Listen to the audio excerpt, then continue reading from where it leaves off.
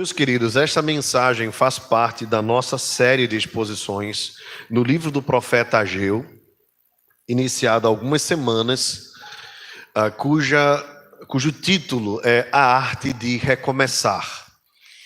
E esta é a terceira mensagem. Você pode acompanhar as outras duas, tanto no nosso canal no YouTube, como também nos nossos aplicativos de podcast, Deezer, Spotify, talvez os principais, Google Cast, enfim, estamos em vários aplicativos. Você pode encontrar as nossas séries de mensagem, A Arte de Recomeçar, entre outras, ok? Ageu capítulo 2 diz assim a Escritura: no segundo ano do rei Dario, no 7º mês, ao 21º dia do mês, veio a palavra do Senhor por intermédio do profeta Ageu, dizendo: fala agora a Zorobabel, filho de Salatiel, governador de Judá, e a Josué, filho de Josadaque, o sumo sacerdote, e ao resto do povo, dizendo: quem dentre vós que tenha sobrevivido contemplou esta casa na sua primeira glória? E como a vedes agora? Não é ela como nada aos vossos olhos? Ora, pois, ser forte, Zorobabel, diz o Senhor, e ser forte, Josué, filho de Josadaque, o sumo sacerdote, e tu, todo o povo da terra, ser forte, diz o Senhor, e trabalhai, porque eu sou convosco, diz o Senhor dos exércitos. Segundo a palavra da aliança que fiz convosco, quando saístes do Egito, o meu espírito habita no meio de vós, não temais. Pois assim diz o Senhor dos exércitos: ainda uma vez, dentro em pouco, farei abalar o céu, a terra, o mar e a terra seca. Farei abalar todas as nações, e as coisas preciosas de todas as nações virão, e encherei de glória esta casa, diz o Senhor dos exércitos. Minha é a prata, meu é o ouro, diz o Senhor dos exércitos. A glória desta última casa será maior do que a da primeira, diz o Senhor dos exércitos. E neste lugar darei a paz, diz o Senhor dos exércitos. Oremos. Querido Deus, obrigado pela tua palavra. Obrigado pelo privilégio de poder abri-la, lê-la e, compreendendo, poder dividir com os meus irmãos as lições preciosas que tu mesmo trazes aos nossos corações. Te rogamos que nesta noite, Senhor, sejamos todos nós orientados, instruídos, edificados, e que haja entre nós transformação, que haja entre nós um desejo mais profundo de te conhecer, de te amar, de te servir, de te adorar e de viver para a tua glória. Nós te pedimos estas bênçãos, em nome de Jesus. Amém. Amém. Meus irmãos, na arte de recomeçar, às vezes, durante o recomeço, o desânimo bate a porta. E, como os irmãos bem sabem, qualquer recomeço, a gente precisa desentrevar, não é verdade? Até para recomeçar o dia, dizem que nós devemos alongar primeiro, né? Então, observe que quando algo está estático e depois vai para o modo dinâmico, nunca é bom que esse dinamismo comece de forma abrupta, mas que nós vamos aos poucos ganhando força, energia, e depois que a gente engatar a primeira, a gente vai para a segunda, vai para a terceira e depois a gente segue. Então, nos recomeços da vida, também é assim. Mas nada nos garante que no meio do trajeto, que no meio da jornada deste recomeço, nós não encontremos desânimo. E nós não encontremos desafios que nos tragam de uma certa acomodação, uma certa tristeza. para recomeçar e para continuar a jornada. Eu digo isso porque o povo de Israel tinha passado 70 anos no cativeiro, na Babilônia, longe da sua terra, e eles desejavam muito voltar para esta terra, e Deus os conduziu de volta. E nessa recondução, eles puderam reconstruir o templo, os muros, as suas próprias casas, e durante um período, eles foram tão instigados, incentivados a parar pelos inimigos, que de fato pararam. Durante 16 anos, mais ou menos, a reconstrução do templo ficou esquecida e eles foram cuidar dos seus próprios interesses. Deus então chama a atenção do povo, dizendo: por que vocês dizem que ainda não é o tempo de reconstruir a casa de Deus, enquanto as casas de vocês estão enfeitadas? Então o povo levou aquela exortação, aquela repreensão de Deus e voltou-se para o Senhor. Isso é um caso extraordinário, de num tempo recorde o povo se voltar para Deus, porque geralmente o povo de Israel era bem teimoso. E o profeta Ageu, usado pelo Senhor, fez um bom trabalho. Mas não era simplesmente o trabalho do profeta, visto que o trabalho daquele que lança a palavra de Deus é como o trabalho do semeador, que lança a semente. Quem dá a produção é o Espírito Santo. E o texto nos diz que foi o próprio Espírito Santo que moveu o coração, tanto de Zorobabel, quanto de Josué, como também de todo o resto do povo, para obedecer a Deus. Então eles obedeceram. Foram então deixando suas casas e foram pegar as madeiras para reconstruir o templo e trabalhar e tudo mais. Então, tendo eles reiniciado a obra, veio mais uma vez o profeta Ageu. E o bonito do texto é que depois que o povo obedece, Deus diz assim: eu sou convosco. O que nos mostra claramente que Deus está muito disposto a abençoar aqueles que obedecem a sua palavra. Isso é um ponto claro na Escritura. Então o povo recomeça a reconstrução. E é justamente aqui nesse capítulo 2 que esse recomeço traz alguns desafios que o povo precisou lidar. E esse é exatamente o texto que nós vamos meditar nesta noite. O texto diz que algum tempo depois, não muito tempo, observe que o texto nos diz aqui no capítulo 1, né? No segundo ano do rei Dario, foi quando Deus chamou a atenção do povo, no 6º mês, no primeiro dia do mês, e no capítulo 2 nós encontramos no mesmo ano, segundo ano do rei Dario, no 7º mês, ou seja, um mês depois, praticamente. Ou um mês e alguns dias, né? Deus levanta o profeta, por quê? Porque o povo tinha mais uma vez relaxado.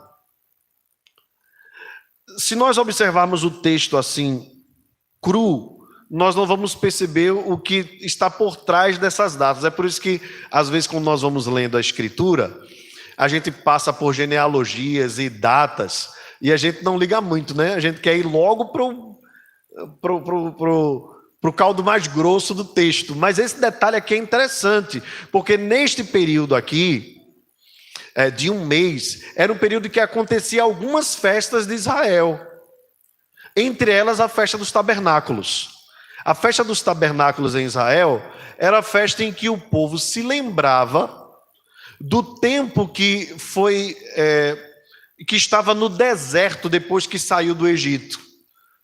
O texto lá em Êxodo nos diz que quando eles estavam no deserto, depois de terem sido libertos da terra do Egito, do poder de Faraó, o povo passou 40 anos no deserto. E durante esses 40 anos, na peregrinação, eles levantavam suas barracas, né, suas tendas, e ali ficavam um tempo. Depois iam para outro lugar. Então, para ir para outro lugar, eles desarmavam as barracas e levavam nas costas ou em cima dos animais e continuavam seguindo. Quando paravam, aí mais uma vez, levantavam as tendas. Então era monta e desmonta o tempo todo, durante 40 anos. Então o povo, depois que saiu de lá, para se lembrar desse período de peregrinação, um período muito difícil, o povo celebrava a festa dos tabernáculos. A festa dos tabernáculos ou das tendas era justamente para eles lembrarem quando eles não tinham uma casa para morar, uma terra para habitar, um chão para dizer: esse aqui é meu.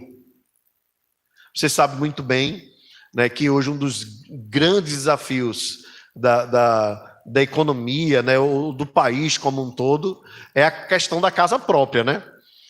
E todo mundo deseja chegar, pelo menos à idade da velhice, e ter um lugarzinho para morar. Não precisa ser coisa grande, pode ser algo pequeno, não precisa ser algo suntuoso, pode ser simples, mas um lugar para você dizer: esse aqui é meu, daqui ninguém me tira, e até como nós costumamos dizer, daqui eu só saio para ir para o cemitério.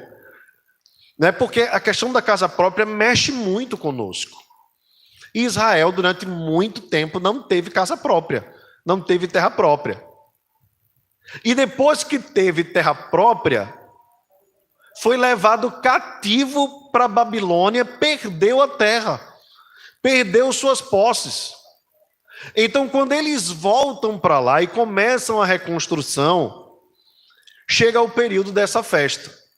Se você juntar aí esse 1 mês e alguns dias, né, 1 mês e meio mais ou menos, tirando os sábados que eles não trabalhavam, e tirando algumas festas, entre elas a festa dos tabernáculos que acontecia, você vai perceber que eles tiveram pouco tempo para reconstruir.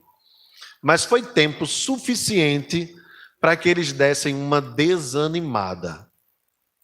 Deus então levanta o profeta Ageu para mais uma vez falar com o povo, dizendo, observe também no verso 2, que ele sempre começa falando com os líderes. Então aqui está um papel importante, uma aplicação importante, né? A liderança precisa ser a primeira a estar atenta à voz de Deus, com os ouvidos limpos para ouvir a voz do Senhor. Então, a palavra do Senhor é a seguinte: quem dentre vós que tenha sobrevivido contemplou esta casa na sua primeira glória? E como a vedes agora? Não é ela como nada aos vossos olhos? Bem, essa palavra de Deus não parece muito animadora, não é verdade? Mas era uma constatação, era um diagnóstico. E aqui é importante nós entendermos o seguinte, que no trato de Deus conosco, Deus não usa de mentiras. Deus usa sempre da verdade. Aquela casa que eles estavam reconstruindo para Deus, o templo, em nada se comparava ao suntuoso templo de Salomão. E quem podia lembrar disso? Os idosos, os mais velhos. Porque se Israel passou 70 anos no cativeiro, nós podemos imaginar que aqueles que voltaram para Jerusalém e que haviam morado antes do cativeiro, deveria ter por volta dos 80, 90 anos. Então os mais velhinhos, que na infância ou na adolescência viram o suntuoso templo de Salomão, viram muita glória naquele lugar. Tinha muito ouro, tinha muita prata, tinha madeira especial. Era um negócio extraordinário. Os irmãos devem lembrar que para construir o templo, Deus deu a Salomão, no seu reinado, 40 anos de paz. Israel vivia em guerra. 40 anos sem nenhum povo atentar contra Israel. Para que Salomão pudesse focar naquele negócio. E olha que Salomão já recebeu o projeto pronto, o projeto de arquitetura. Feito pelos melhores arquitetos, supervisionado pelo maior rei de Israel no Antigo Testamento, o rei Davi. Então, e ainda tem mais, né? Deus concedeu a ele o que ele pediu. Ele disse que queria sabedoria.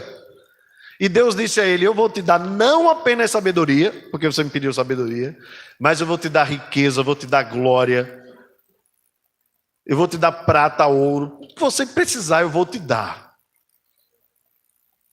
Só que aquele templo suntuoso foi por água abaixo, ainda estava na memória dos idosos.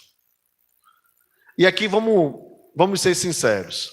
Você nem precisa ser muito idoso para ter um problema sério com o saudosismo. Concorda comigo? Você não precisa ser muito idoso. Eu estou chegando nos 40, tá certo? Se Deus permitir, agosto do ano que vem eu faço 40. Mas pense num cara inclinado ao saudosismo, sou eu. E o saudosismo não é necessariamente bom, ele é ruim. Ele é ruim. A saudade é boa. Saudade é inevitavelmente boa, dos nossos tempos. Mas o saudosismo, ele é desonesto. Porque ele não considera tempos e épocas. Você já percebeu que você sendo saudosista, seu pai era saudosista também? E que possivelmente o pai do seu pai também era saudosista? Vamos pensar num exemplo aí. Você hoje olha para as crianças brincando. Você diz assim, as crianças de hoje não sabem o que é brincar. Né? Você já disse isso? Menino de hoje não sabe o que é brincar, não. Brincar era no meu tempo. No meu tempo a gente brincava de carrinho de rolimã. A gente fazia lanterna com lata de leite ninho. Quem lembra? Furava a parte de baixo, né? Botava uma cordinha, 2 furos em cima, uma cordinha, e pingava a vela na tampa da lata, na parte de baixo, botava e saía andando. Vamos mandar o menino de hoje fazer isso? Mas não. É Nutella. Eles gostam de tudo pronto, né? Porque eles pegam o celular, apertam um botão e tem uma lanterna muito mais forte. Então, tudo para a gente olhando para trás, a gente faz essa... Só que quando chegar a geração posterior dos nossos filhos, essa geração vai dizer, esse menino de hoje não sabe o que é celular. Celular era da minha época. Então, o saudosismo ele é ruim porque ele não considera o contexto histórico, ele não considera o momento, ele não considera as realidades. E ele sempre traz para a geração que está chegando um ar de amargura. Você acaba diante de um idoso, de uma pessoa mais velha, saudosista mesmo, você sai chateado ouvindo ela falar, porque nada que você fez presta. Nada do que você é tem graça. Então é como se você dissesse assim, eu queria ser do tempo do meu pai. Só que não dá. O tempo não para, o tempo voa, pelo contrário, né? O tempo voa. Então o saudosista acaba deixando você assim, destruído, né? Porque a amizade da época dele é sempre melhor do que da sua época, os brinquedos eram sempre melhor, as conversas eram sempre as melhores. Bem, o saudosismo tinha tomado conta dos anciãos. E eles tinham uma certa razão. E Deus não deixa de diagnosticar isso, porque é o próprio Deus quem está falando. Veja, Deus olha para eles, sabendo o que eles estavam sentindo, e diz: quem dentre vós que tenha sobrevivido, contemplou esta casa na sua primeira glória? Então, possivelmente, alguns disseram, eu, os mais idosos, né? E como é que vocês estão vendo esta casa agora que vocês estão construindo? Deus mesmo diz: não é ela como nada aos vossos olhos? Sim. Esta é uma pergunta retórica. Não se compara. O templo de Salomão, suntuoso, cheio de riqueza, cheio de tudo que se imaginava. Nações, povos vinham turistar em Jerusalém para ver aquele espaço maravilhoso.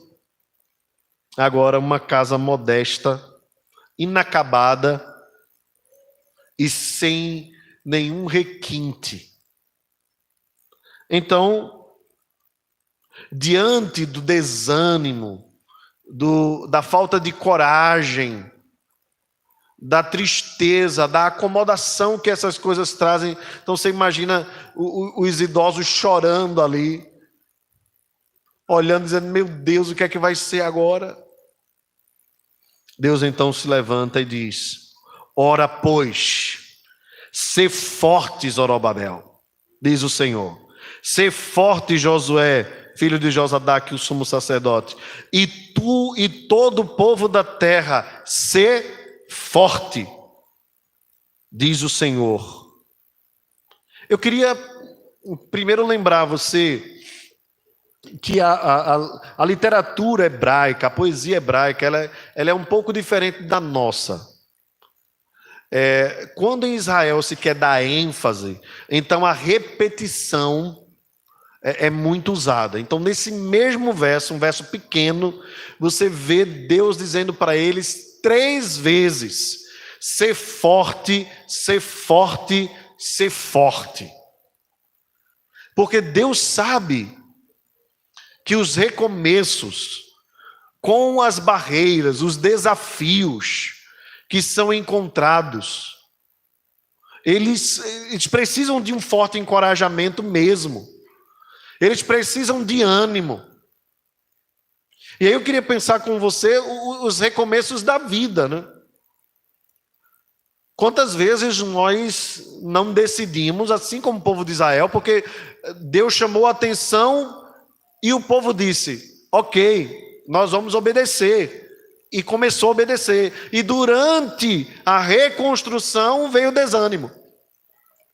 Então, quantas vezes você já não saiu de um domingo à noite decidido: eu vou organizar minha vida, eu vou restaurar algumas coisas. E não passou um mês, ou pouco mais de um mês, como foi o povo de Israel, e você já se pega desanimando de novo. Deus sabe dos desafios. Deus conhece. Então, qual é a palavra de Deus aqui? Para nós que estamos recomeçando a nossa vida devocional, nós que estamos recomeçando a nossa dedicação a Deus em oração, leitura da palavra, nós que estamos recomeçando o nosso culto doméstico, nós que estamos recomeçando a colocar as coisas em ordem na nossa vida, qual é a palavra de Deus? É: seja forte.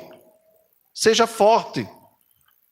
A mesma palavra que Deus, por meio de Davi, disse para Salomão. Que além disso, né, além de dizer seja forte, Davi disse para Salomão: seja homem. Seja homem. E para Josué, Deus disse: ser forte e corajoso. Não temas nem te espantes, porque o Senhor teu Deus é contigo por onde quer que andares. Seja forte, meu irmão. Seja forte. Confie no Senhor, na força do seu poder.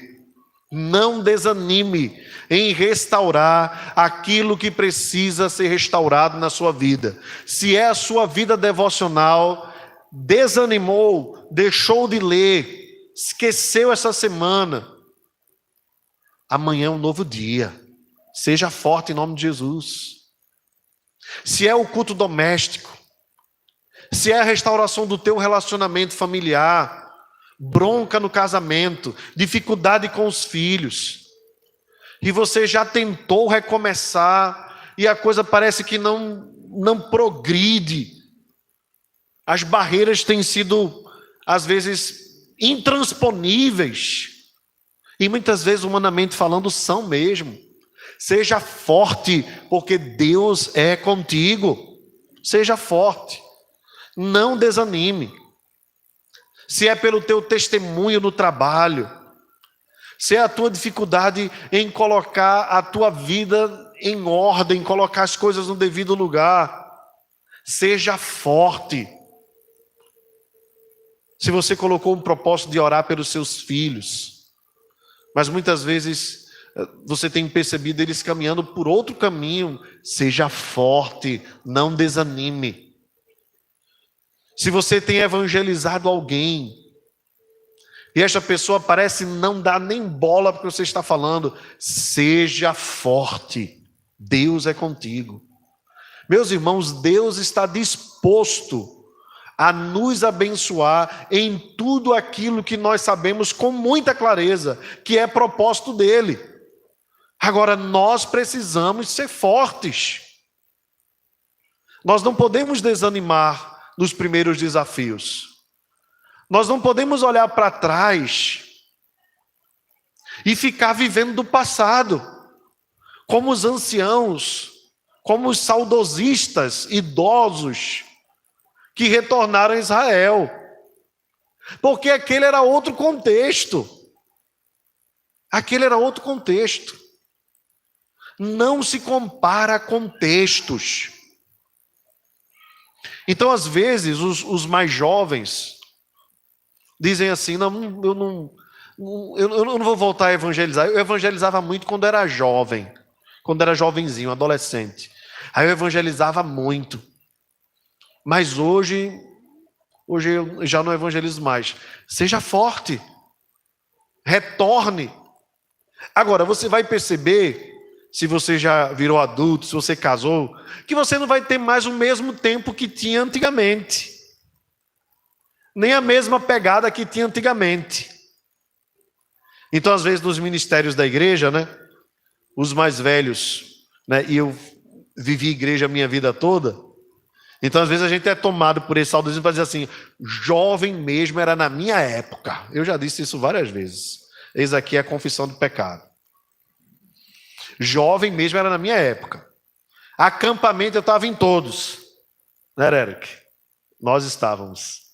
Acampamento a gente estava em todos. Acampamento, para vocês terem uma ideia, sem querer ser saudosista, mas só tendo a saudade, né? Acampamento de carnaval era 5 dias, eu queria fazer parte da equipe que ia um dia antes. E queria fazer parte da equipe que ficava para arrumar, porque a gente tomava banho de piscina ainda antes de sair, né? E a gente voltava dizendo, tomei mais um banho de piscina hoje, quando todo mundo estava em casa. Bem, na minha época, piscina era coisa que a gente só encontrava em acampamento de igreja. Hoje em dia, um monte de gente tem piscina em casa, né? E descobre como é ruim ter piscina em casa. A piscina é o seguinte, na primeira semana vai a família toda, né? Na segunda semana fica só os de casa. Na terceira semana já vira um criadouro de dengue. Na quarta semana você já seca ela e na quinta você manda aterrar. Pronto, piscina em casa é isso. Mas na nossa época, na minha época, talvez na época de alguns de vocês, né, piscina a gente só encontrava como da igreja. Então, banho de piscina era no carnaval e no meio do ano, quando tinha acampamento de jovens. Pronto, acabou. O resto mais, piscina era coisa de rico. A gente só via na televisão. Então a gente fica pensando esse tempo. E às vezes olha e diz assim, os jovens de hoje não evangelizam. Bem, tudo tem seu tempo, né? E o tempo determinado para todas as coisas. É claro que a gente quer uma juventude mais forte, mais aguerrida, mas cada um no seu contexto. E com a nossa geração que chegou o celular, né? O celular mudou a cabeça das pessoas, a tecnologia mudou a cabeça das pessoas, a forma de se relacionar. Veja, por exemplo, como eram os namoros antigamente. Namoros, na nossa época, 25 anos atrás, né? Namoro era você querer ver a namorada todo dia, não? Aí hoje os jovens namoram por chamada de vídeo. Sabia não? Dão até beijinho na câmera do celular. É um negócio assim que eu não entendo. Eu respeito, né? Porque cada um tem o seu contexto, né? Mas eu queria ver Catiane todo dia. Todo dia. Vocês acreditam que eu já saí da 5ª etapa lá para cima, pisando no espinho, só para olhar ela na janela? Só para olhar da janela. É muito amor, né não? Hoje, meus amigos, é difícil. Mas às vezes vejo os namorados assim, passa 2 semanas, né? Sem se ver. Você pergunta, cadê fulana? Sei não. Pois na minha época, eu não sabia onde Catiano estava. Tá louco. Tá louco. Mas as coisas vão mudando e a gente vai se adaptando, né? Então o saudosismo, por si só, ele é um fator desanimador. Mas isso não quer dizer que nós não devamos refletir a realidade. E Deus dá o diagnóstico. Vocês olham para essa casa e vocês veem como se ela não fosse nada. Mas eu estou encorajando vocês a continuarem. Sejam fortes. Sejam fortes. Sejam fortes.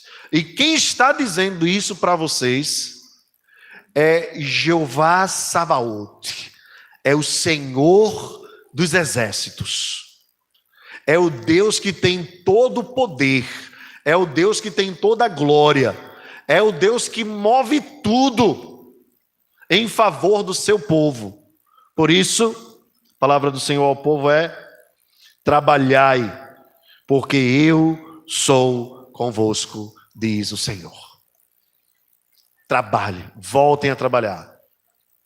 Vocês começaram, pegaram madeira, veio os feriados, vieram as festas, festa dos tabernáculos, o povo começou a lembrar das tendas e começou a lembrar do templo. Isso veio batendo desânimo, mas agora eu estou dizendo: voltem, trabalhem, peguem de novo no batente, porque eu estou disposto a abençoar a vida de vocês. Meus irmãos, o que Deus quer dizer para nós nessa noite com esse texto? Observe, por favor, só um pouquinho mais o verso 5. Deus diz: o Senhor dos exércitos, segundo a palavra da aliança que fiz convosco, quando saístes do Egito, o meu espírito habita no meio de vós, não temais. Eu não vou expor o restante do texto mais, vai ficar para a próxima semana. Mas eu queria só meditar com você no seguinte: porque Deus está dizendo para eles: sejam fortes. Porque Deus está dizendo para eles: eu sou o Senhor dos exércitos. Porque Deus está dizendo para eles: eu sou convosco. Porque Deus fez uma aliança com Israel. Deus fez um pacto. Deus fez um trato com Israel. E nesse trato, nesse pacto, nessa aliança, nesse acordo, Deus prometeu: se vocês me obedecerem, eu estarei com vocês, para onde vocês forem. Por isso a minha palavra é: voltem a trabalhar. Assim como vocês prometeram voltar a trabalhar, agora estando desanimados, eu quero lembrar a vocês que eu fiz uma aliança baseada na obediência. Se vocês obedecerem, eu vou derramar sobre vocês a minha presença. E com a minha presença, do Senhor dos exércitos, vocês terão força. E ainda que os inimigos se levantem para destruir, eles não prevalecerão, porque eu estarei com vocês. Meus irmãos, o Deus que, veja como é tremendo, né? O Deus que na lei exorta a obediência, é o mesmo Deus que, sabendo das nossas fraquezas, por meio do Evangelho, Ele renova a aliança conosco. Então, Ele poderia ser simplesmente punição, não é? Desobedeceu, lei, pancada. Mas o Deus que estabeleceu a lei é o Deus de toda a graça. E nessa graça, e por meio dessa graça, Ele diz: Vamos renovar o pacto. Vocês falharam, mas eu estou disposto a perdoar. Vocês deixaram de fazer o que tinha que ser feito, e o que era correto, e o que vocês prometeram.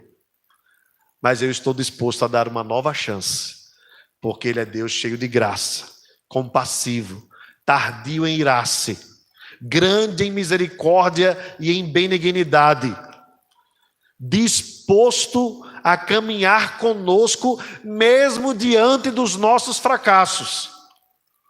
O Deus que poderia dizer, porque vocês pararam, eu não estou mais com vocês, é o Deus que está dizendo, eu estou convosco, mas voltem a trabalhar. Eu estou convosco, mas voltem a colocar tudo em ordem. Então talvez você tenha caminhado, ou esteja caminhando, com um forte sentimento de culpa. A culpa, irmãos, ela tem a parte boa, porque ela nos traz um pouco do sentimento do peso que as nossas falhas trazem contra nós. Então, a culpa por si só não é ruim. Cuidado com essa história de não fazer seu filho, por exemplo, se sentir culpado. Tá? O menino faz a pronta e você não quer repreendê-lo para que ele não se sinta culpado. Acaba com essa história. Deixa ele sentir o peso da culpa. Deixa ele chorar. Faz bem para os pulmões, faz bem para a mente, faz bem para o coração. Então essa história de que, olha, eu sou assim porque eu tive muita culpa, meu pai me repreendia, não tem essa história. A não ser que haja exageros, aí é claro. Mas deixar a criança sentir é importante. Hoje pela manhã, Giovana estava se jogando ali, eu conversando com Lena, né, e Giovana se jogando ali e tudo mais, querendo chamar a minha atenção. Né, a gente já conhece um pouco da questão da oposição, né, que é resultado do TDAH, né, que ela tem comorbidade do autismo, como os irmãos já sabem. Mas a gente não pode, nem mesmo com a criança especial, querer deixar que ela cresça, que ela faça o que ela quer. Então tem que andar no trilho. Então eu percebi que ela estava querendo chamar a minha atenção, dei uma livrada no olho, tal, até que ela exagerou na dose, né? Começou a se arrastar. Então eu chamei ela, dei um tapa na mão. Pode gravar aí, conselho tutelar, ou quem quiser, dane-se. Quem cuida da minha filha sou eu, e quem educa sou eu, não é o Estado, é a família. Exploda-se, quem achar ruim, psicólogo, pedagogo. A vara é bíblica, é bíblica. Então a gente conversa, orienta, mas a Bíblia diz que a vara é para correção. Então um tapinha na mão não mata ninguém. Quem aqui teve fratura exposta porque levou um tapinha na mão de papai e mamãe? Ninguém, né? Uma cintura usada, um cipó, nada. Dói não, doeu nada, né? Como aquele memezinho, né? Quando o cara cai e se arrebenta, doeu nada, segue o jogo. Pedagogia da escritura nos ensina a correção. Então chamei ela, corrigi. Mas depois da correção, vem a orientação. Papai não gosta disso. E Deus também não gosta. Então a gente vai orar agora e você vai pedir perdão a Deus. E vai reconhecer que falhou com o Senhor. Saiu de boa. De boa. Então essa historinha de eu nunca bati no meu filho, se não foi necessário, não bata. Ninguém aqui está incentivando você a sair feito um doido, dando chinelada e cinturãozada por nada. Mas quando é necessário, a gente precisa repreender com mais dureza, com mais força. Mas alguns estão dizendo aí que você vai gerar sentimento de culpa no seu pai, então, no seu filho. Então, ao invés de você repreendê-lo, tente tirar ele, né? Já ouviu essa história, né? Pedagogia moderna ensina um pouquinho isso, né? Então, ao invés de você repreendê-lo, no caso de Giovana se arrastando, então você vai lá, levante ela e saia, para ela não se frustrar com aquilo ali. Não, irmãos. Ela vai ter coisas na vida que que se a gente não corrigir em casa, quem corrige depois é a polícia, é a justiça, que é implacável. Então, dentro de casa, a gente faz com o coração doendo, mas com amor, com zelo. Deixa eu dizer uma coisa para você. Deus não deixa de tratar-nos com castigos. Deus não deixa ou nos livra de nós nos sentirmos culpados. Não. Às vezes a gente se sente péssimo mesmo quando peca. E a Bíblia fala que essa é uma tristeza segundo Deus. Deus põe tristeza no nosso coração. Irmãos, isso é extraordinário. Porque Deus é o Deus de toda alegria. Deus é alegre por si só. Deus é pura alegria. Mas Ele sente prazer numa tristeza. É a tristeza boa. É a tristeza da culpa que nós sentimos quando pecamos, que produz arrependimento, conversão, mudança de vida. Então, às vezes, essa tristeza precisa chegar a nós para nós sermos curados. Agora, cuidado com a culpa pela culpa. Culpa sem a graça leva à loucura. Então é por isso que nós nos ajoelhamos tristes e arrependidos, confessamos a Deus e nos levantamos alegres, sem peso, porque todo o fardo pesado é lançado sobre aquele que diz: vinde a mim todos vós que estáis cansados e sobrecarregados, e eu vos aliviarei. Trazei sobre vós o meu jugo, porque o meu jugo é suave e o meu fardo é leve, e achareis descanso para as vossas almas. Então, se porventura você voltou a caminhar, mas fracassou, você fracassou mesmo. Mas o Deus que te vê fracassado lá de cima é o Deus que desceu encarnado para te fortalecer, para que você se levante. Portanto, seja forte e seja forte. O Espírito de Deus está conosco. E Ele é o Espírito de poder. Por isso a Bíblia diz aqui, o texto diz: o meu Espírito habita no meio de vós, é bênção da aliança. Deus disse: eu estou convosco. E ainda disse mais: o meu Espírito está convosco.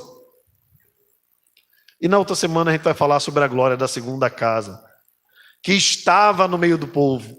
A casa, embora não estivesse suntuosa, é um sinal da presença de Cristo. Então o Pai diz: eu estou convosco, o meu Espírito está convosco, e a casa em que eu habito está convosco. E essa casa é Jesus. É o Deus triuno dizendo: eu estou com vocês para vos abençoar na jornada. Não importa quantas vezes você caiu, não importa quantas vezes você desanimou, não importa quantas vezes você fracassou. O que importa é que diante da tua fraqueza eu sou a tua força, diz o Senhor. 7 vezes o homem cair, 7 vezes o Senhor levantará. Deus está conosco. É um rio de vida, é um manancial de águas vivas. Não desanime, meu irmão. Não desanime na caminhada cristã. Persevere na sua família. Persevere na sua vida devocional. Persevere em dar um bom testemunho. Persevere na evangelização. Persevere no serviço. Persevere em tudo aquilo que agrada a Deus. Persevere, vale a pena. Deus está contigo. Não desista. Não desista da jornada. Tem muita coisa te levando a desistir. Que é suficiente para te fazer continuar a jornada. É Ele quem sustenta a tua mão, é Ele quem segura os teus braços, é Ele quem vai aplanando os caminhos, endireitando os caminhos tortos, quebrando cadeias e grilhões, vai adiante de nós e nunca nos desampara. É Senhor dos exércitos, é poderoso, tem controle sobre tudo e não há ninguém semelhante a Ele. Por isso, não desanime. Fique firme, em nome de Jesus. Amém?